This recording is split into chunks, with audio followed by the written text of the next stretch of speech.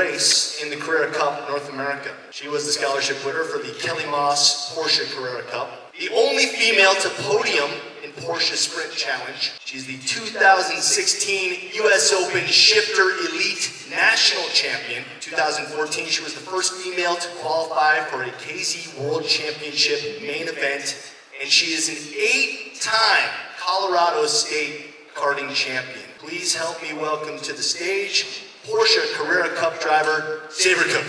Well, we had a great time today spending the time behind the wheel of Sims and then also on the autocross track where, let me tell you, you went first and I could not believe the skills and the aggressiveness that you attacked that autocross track with. Oh, it was so much fun. We had a great day. I mean, every day that a race car driver gets to drive on the Sims and then go drive a race car on a track, I mean, I'm like, okay, like, do we do this tomorrow, every day after that? I'm good with that. One of the interesting things I found out about you when I was doing my research for this interview is that you were literally born into racing. Tell us about that. Yes, I was very lucky to have a super cool dad. He used to race motocross and supercross professionally, and he and my mom did not want me racing motorcycles, shocker, but thankful for it now. I have a lot less broken bones, and so I got into karting just before I was 8 years old. But you were literally born on race day, correct?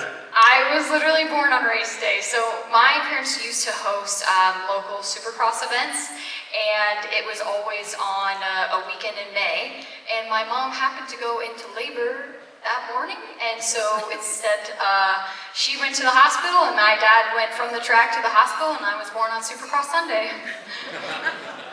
I mentioned in your introduction that you are an 8-time Colorado State karting champion. Everyone here probably knows that guys like Schumacher and Verstappen got their start in karting.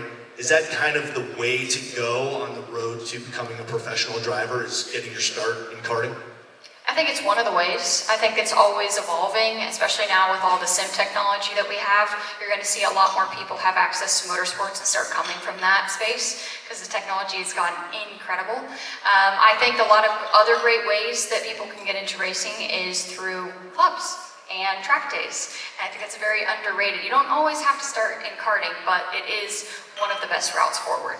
Yeah, we started the day in the sim room this morning, and you were saying to me, and Aaron was saying also, that sim really is the future, not only of training, but racing. The realism of the machines and being able to have a collective event from all over the world by virtue of people being in their own sim machines in their homes. It's really exciting and an incredible experience. How real is the sim experience compared to being on the track? It depends on how much money the sim costs to build.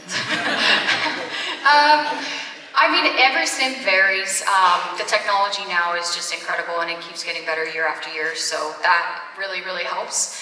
But it's never gonna feel exactly like the real life race car. But I think what people tend to forget about sims is, we talked about this a little bit earlier when we were in the sim room, sims are meant to help develop the skill of adaptation and performing under pressure and learning racecraft. It's not meant to feel exactly like the race car because the best drivers are the most adaptable. And so you can build that skill very, very well on the sim, which is why they're so valuable. I still have a long way to go based on my sim experience this morning.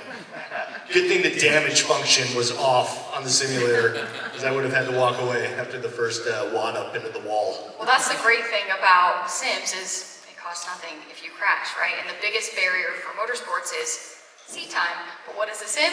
It's literally seat time. I think Mobile One told me last year, he said, sim is motorsport for the masses. And that, I feel like, hits the nail right on the head. You are currently getting seat time in the Carrera Cup Series, driving a Porsche. And tell us about how that partnership came to be and how it's going for you. It has been incredible. After I did a lot of open wheel racing, I was able to win the Kelly Moss shootout in 2020, end of 2022. And so I raced a full season last year in 2023 in Porsche Parade Recap. I did miss the last 2 races and Rennsport because I got absolutely creamed at the Indianapolis race and unfortunately couldn't complete the last 2 races of the season, but I'm back full-time now with NDK Motorsports, and it's been a really awesome start to the season. We've had, some interesting races so far. We just came off of Montreal where we saw a lot of wet weather. And you've got Watkins Glen coming up next, iconic track. Tell us about what it's like to drive a Porsche in competition. It's incredible. I definitely had to get used to passing with the ABS. Pat Long actually gave me some really good tips. More or less just said, oh, you just gotta send it and hope that you stop. And I was like, all right, well, could you go tell the team that when I send it a little too much? So it was, it took some getting used to with the ABS, but it's actually incredible the ability of the new 992s to put power down, especially in the wet. Like, it's just absolutely insane. It feels like it almost has like a tiny bit of traction control, but it doesn't. So it's such a fun experience, and I feel really spoiled, honestly, every time I sit down in the grid and I look at my steering wheel and it's got the Porsche crest on it, and I'm like, it's a pretty good day. You graduated from college with a degree in mechanical engineering. That's very cool. How does that education play into your driving, if at all? I think that being a race car driver that has an engineering background is beneficial in the fact that I can communicate well with my engineers. I understand their perspective, where they're coming from, and speak the language a little bit, but I think it's actually way more beneficial as an engineer to have the driving background, because when you're a racer, everything has to be subconscious. You have to react, you have to be in the moment. And if you bring your engineering brain out too much and you're thinking through things and you're overanalyzing, you're not gonna go as fast. So I definitely have to make sure I keep each in their own corner when it's appropriate. You've got amazing skills as a driver. I can personally attest to that by being in the car with her for about 5 or 6 laps at the autocross track today. Obviously, I think we can all agree that you are very well spoken, and you serve as brand ambassador for a variety of companies, and you also do motivational speaking. I do. The great thing about racing is I feel like it challenges you to grow in pretty much every way possible. So whether that's mentally, physically, learning the engineering side of things and business, working with sponsors and working with brands. So it's kind of great because I feel like I'm forced to grow in so many more ways than any other job would force me to.